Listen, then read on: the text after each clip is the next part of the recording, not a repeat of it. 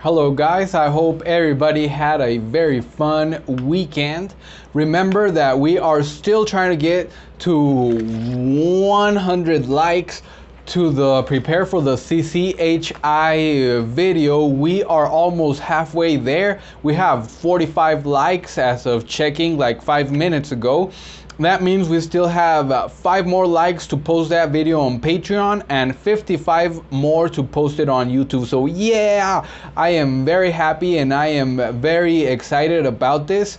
Remember that whenever we post the video MIP 21 to YouTube, after we get those 100 likes, we're gonna let you comment on that video. Let us know what you think, if we're doing a good job or what we need to improve on, whatever you want to tell us, or just to whatever, just anything, whatever you want to tell us on that video. We really appreciate your feedback. And then after like 2 weeks, 3 weeks, I don't know, we'll still have to determine that time once it's posted.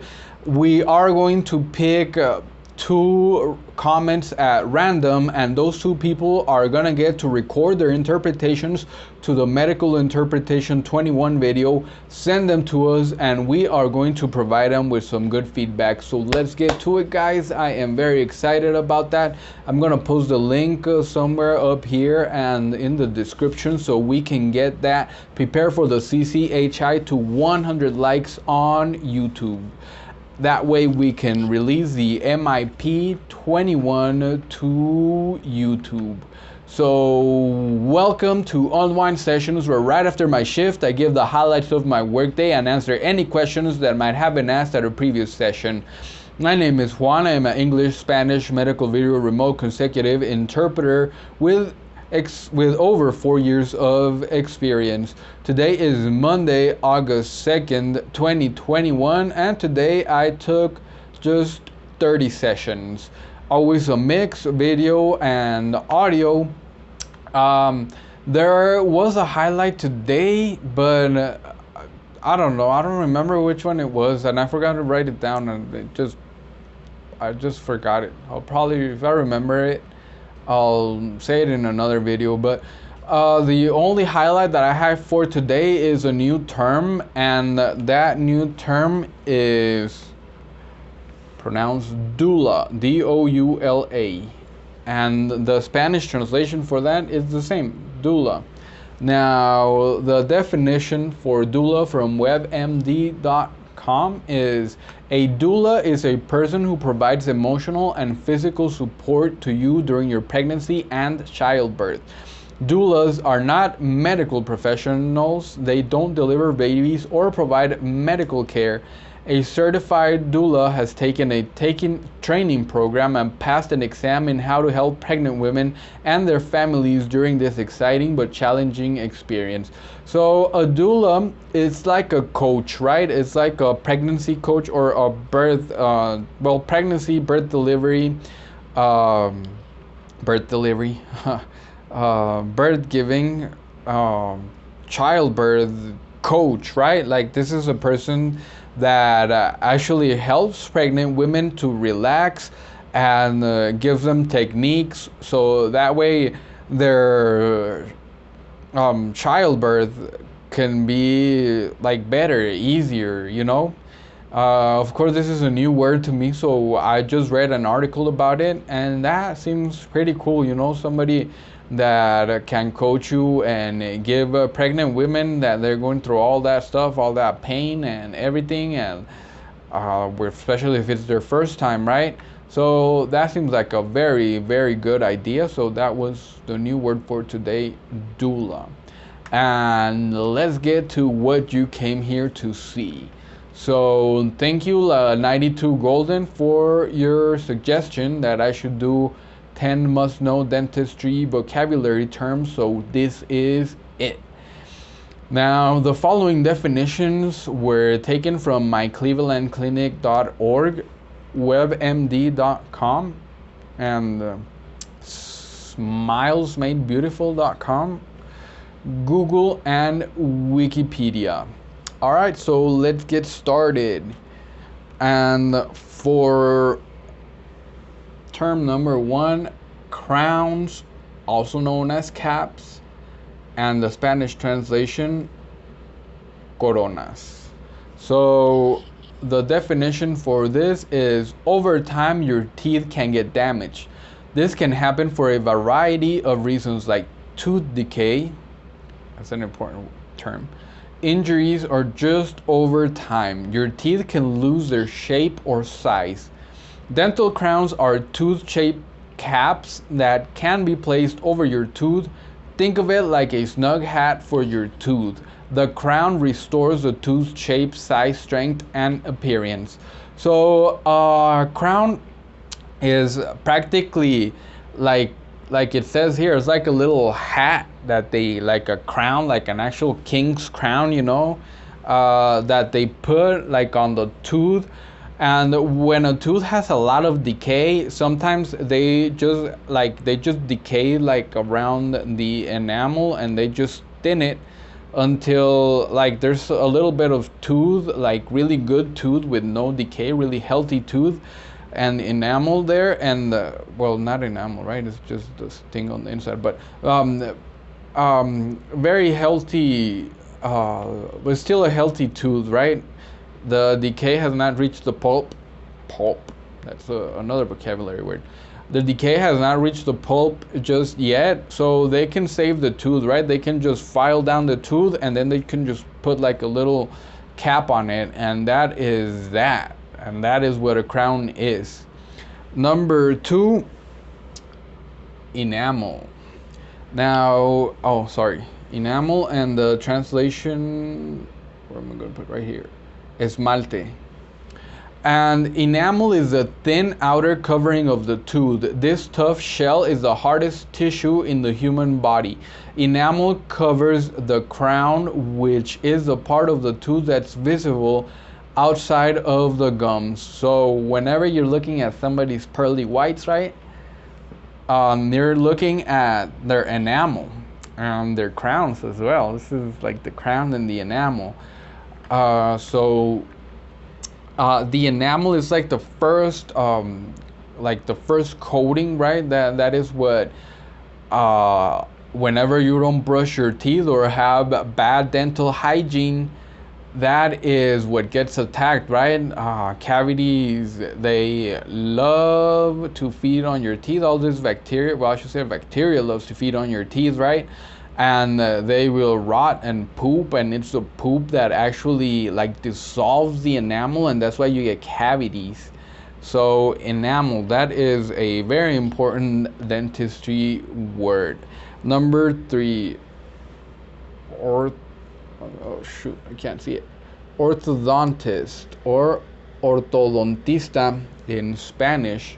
And now a dentist who is qualified to treat irregularities in the teeth and jaws. Now, what is the difference between a dentist and an orthodontist? I'm glad you asked. An orthodontist and dentist both help patients improve their oral health, but in different ways. Dentistry is a broad medical specialty that deals with the teeth, gum, nerves, and jaw, while orthodontics is a specialty within dentistry that focusing on correcting bites, occlusion, and the strengthening of teeth.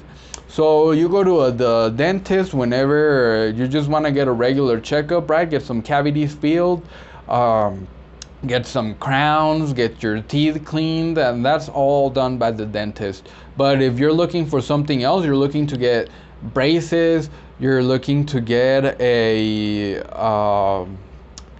what's it called, a root canal, then all of that stuff, it has to be done by an orthodontist. And that is the difference between these two professions. Like, one is a more general term, dentistry, and the other, orthodontist, is much more what can we say, more specific, more specialized into like the things that they do. The dentist will send you to the orthodontist. And also there's another one, maxillofacial surgeon, which are the surgeon that take out your wisdom teeth and all that stuff. I don't know what else they do. I'm sorry, I owe you that. much, and I didn't include it on this list. I think I'm gonna have to do another list, more terms, because there's a lot of dental terms that I feel you guys should know, that are like very, very, very important. So let's move on to number 4. I don't know if you guys can see that right there. Root canal, and in Spanish is translated as endodoncia, or also as a conducto radicular. Now, I'm gonna be honest with you, I have never ever heard anyone say conducto radicular. Here in Mexico, they say endodoncia. I don't know about other countries. I wouldn't know. So I would stick to endodoncia unless you know better, or you know that your country doesn't call it like that, or a certain country doesn't call it like that. But just stick to endodoncia. That's what I do, and they seem to understand. If not, they will always ask. So what is a root canal? A root canal is a procedure to replace infected pulp in a root canal with that inert material. So when the tooth is so decayed and the cavity has reached like the pulp, the nerve, your tooth is dead. There's no way they're gonna be able to save that tooth. So what they have to do is they actually have to take a drill, and then I know this because I saw a little video about this. I actually looked it up when I was like starting to become an interpreter.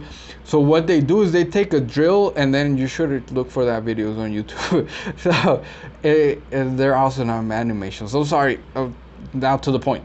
So what they do is they actually drill like inside of your tooth canal, and they take out the pulp. So the nerve, the living tissue inside of your teeth, they actually take that out, and then they put on some fake thing. I don't know what they put in there, honestly.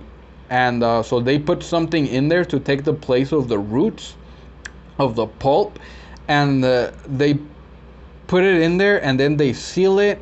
And then they go ahead and they just make like this little tooth shape, and then on top of that little tooth shape, they put a little crown on it. And that is a root canal. Like honestly, if you can see those animations are gold, and they're gonna make you understand that very, very well. That's why I couldn't stop mentioning them. All right, and number 5. So, bridge or puente. Now, of course, the correct terms for crown is dental crown, and for bridge is a dental bridge, but no one seems to call them like that. Since you're in a dental office, they're probably talking about their mouth. So they never say dental bridge or anything like that. So bridge or puente. Now, a bridge is a fixed dental restoration, a fixed dental prosthesis. I used to struggle with that word, prosthesis. I can say like nothing now. Used to replace one or more missing teeth by joining an artificial tooth definitively to adjacent teeth or dental implants. Now, bridge is just like, let's say I was missing these 4 teeth. They can just go ahead and make those 4 teeth, and they can just put them in there like a partial denture, right? And but it's not a partial denture. This is like something fixed. It's something that just goes in there, and it can replace teeth. And another thing that they put bridges in is, of course, so the person can have like their missing teeth, right? They're not missing any teeth. And also, whenever teeth get taken out of the mouth, the teeth tend to like want to come together like over a long time, right? Over a period. That's why braces work, because they're spreading like the teeth, right? And they usually have to, or they're joining them, whatever it is, and then sometimes they have to remove some teeth to make space so they can join them. So because of that, that is what braces work. But also, if they don't put a bridge whenever a tooth is missing or something in there, the teeth are going to get squeezed together, and then what's gonna have to happen is that person is going to need to get braces. So bridge, that is very, very important as well. Number 6, oral hygienist or hygienista in Spanish. Now, I did not put oral or dental, which should be, but whenever somebody's talking about a hygienist in a dental office, I'm pretty sure they're talking about a dental or oral hygienist. That's why I didn't add it on there. So I was gonna look at that word. So an ancillary, I was gonna look up that word, and I'm sorry, I forgot to look it up. An ancillary dental worker specializing in scaling and polishing teeth and in giving advice on cleaning the teeth. So this is the person that does the dental cleaning whenever you go into the dentist office. And well, sometimes the person that does the cleaning is the actual hygienist, right? They clean and everything, and then after that, the dentist gets to work on your teeth. So hygienist. Number 7, gums, also known as encías in Spanish. I don't know if you guys could look at them, but there you go.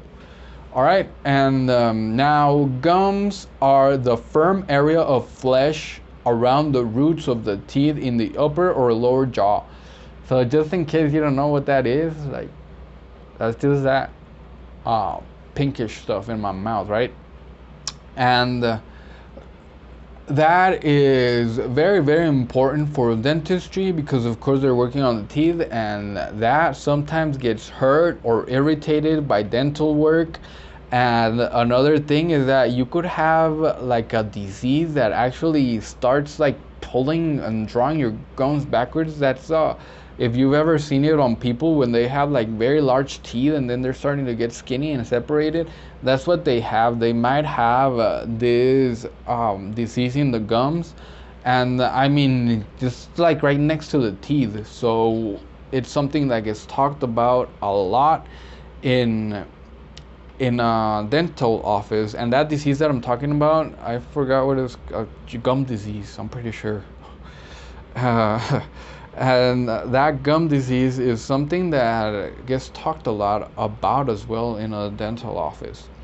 All right, number 8, filling or relleno or empaste. Now this I've heard empaste and I've heard relleno, but I like relleno much more, and I've heard relleno much more than empaste, but I've also heard empaste. That's why I included it in there, but 100% of the time I'm saying relleno. That is up to you, whatever you want to go with. They're both good. And the definition is the material inserted into a prepared tooth cavity, usually gold, amalgam, cement, or synthetic resin. And definition number 2, the process of inserting, condensing, shaping, and finishing a filling in a prepared tooth cavity or root canal, also called restoration. So I actually have a story about this. I only have one filling, which is in my canine tooth right here. There's a perfect name for that. I forgot what it's called, but whatever. So that is the only filling that I have. That is the only filling that I've ever had ever since I've been a child. I keep good oral hygiene, and so I had a tooth in there, and I had a tooth in there, of course, but I had a hole in my tooth, and I just kept procrastinating. Like and I saw it, and I just kept on poking it with something, in hopes of like just trying to get rid of like whatever germs or whatever were in there, and in hopes that I wouldn't have to go to a dentist, right? And of course I keep oral hygiene and everything, and then I went to the dentist. This was like probably 4 years ago, And then the dentist looks at me and is like, man, why are you even coming into the dentist just with that one cavity? You should see all of the people that come in here like with all their teeth almost falling off because it's so rotten and stuff, and just stuff like that. And then she's all like, that's gonna be easy, I'm just gonna drill it and that's gonna be that. But she went in there, and then the more she drilled, like the cavity started getting bigger, like it was a cave in there. From me poking it, I actually turned it into a cave. So they actually had to go like way deeper than she initially thought, and she had to put like some like a filling on there to like kind of like make it healthy again and restore it. And then she put in the real filling. So that's my dentist story. I think I only went to that dentist, and then I went to a maxillofacial surgeon to get my, which one is it? To get this wisdom teeth taken out, and I haven't been to the dentist ever since. This one doesn't hurt that much. So yeah, that's my dentist story about my filling. And number 9, plaque, I should say plaque, or sarro, plaque. Where did I say plaque? Plaque, or sarro in Spanish. Plaque is a sticky deposit on teeth in which bacteria proliferate. Now, you know, whenever you're eating something that colors your tongue and colors your mouth, whenever you're eating something like that, next time go ahead and look at your teeth, and whatever gets colored in your teeth, that is plaque. And if you don't brush that every day, that starts to get hard because it's actually calcium. I'm not 100% if it's just calcium or other stuff, but it just starts to get hard and around your teeth, and then bacteria get stuck on there, and they love it, and they just start multiplying, right? And then you have to go to a dentist to get rid of them. So just by brushing your teeth, you can say goodbye to the dentist forever. However, you should be going to the dentist every 6 months. This is not medical advice. All right. And number 10, cavity, or caries in Spanish. And now a cavity is a decayed part of the tooth. Pretty self-explanatory, right? So for number, I was just going to include 10 definitions, but I realized that you guys need to know what decay is and the target word for that term. So I included it, and that is going to be number 11, decay. Now there's several words that can be used for that. It can be deterioro, it can be picado, or it can be podrido. Now, deterioro, I have not heard it that much, but picado and podrido, and more picado than anything, is a word that you are going to hear a lot. Dientes picados. I'm pretty sure if you're a Spanish speaker, you've already heard of it. And decay. So what is decay? Decay is a rot or decomposition through the action of bacteria and fungi. So I mean, that's just what we've been talking about, right? Some bacteria get in there, and then they start decomposing your teeth, so they create decay. And that is a word that is used a lot. Of course, what else are they gonna call it, right? They either there's something wrong with your teeth, is either decay or cavity.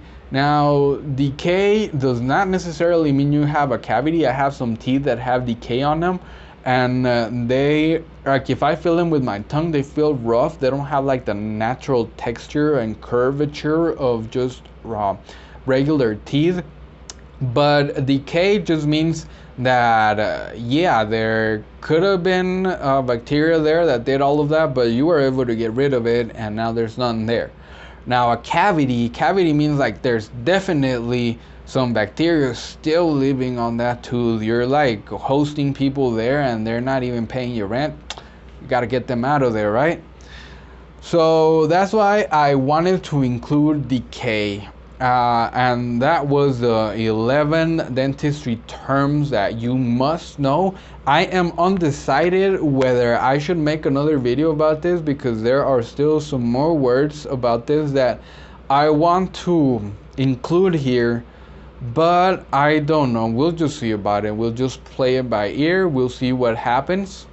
Alright, so that is going to be pretty much it for me today. Please leave your questions in the comments and I will answer some of them on the next session. If everything is time sensitive, please let me know. That way I can get to your question before everything else on the queue. Alright, remember, I'll be here every Monday through Friday after work. And also remember, guys, we'll still trying to get that video, the prepare for the CCHI, to 100 likes on YouTube. I am pretty sure we can do it. Once we do that, we're gonna get the MIP 21 posted on YouTube. So let's get to it, and we only have 5 more likes so we can post this on Patreon. Talking about Patreon, remember that we have a Patreon page where with as little as just $1 of your support, you help motivate us to create much more content, and we give you access to everything on that page. We have no tiers as of yet. We will have tiers in the future, but we don't know when, so this is the time to support us and you get all of those goodies for just one price. Alright, what do you get? You get medical practice videos ad-free, you get scripts to those videos, answer sheets to those videos, vocabulary lists, and much more content. And I think I'm gonna be adding the definitions and the list of these videos over there to Patreon. That way our Patreons have it easy. They can just look at the words and they don't have to read my horrible writing right from the videos. So yeah, that's gonna be that. And remember that the most important thing about being our Patreon is that you actually win a place inside of our heart. We love every one of you, every one of our patrons. Thank you so much for all of your support. We love everyone that has ever bought us a coffee. We love you guys, and we love all of our subscribers, and we also love you that made it to the end of this video. Thank you very much for watching. Please like and subscribe if you liked the video and have not done so for much more content, and don't forget to share. Happy interpreting. Goodbye.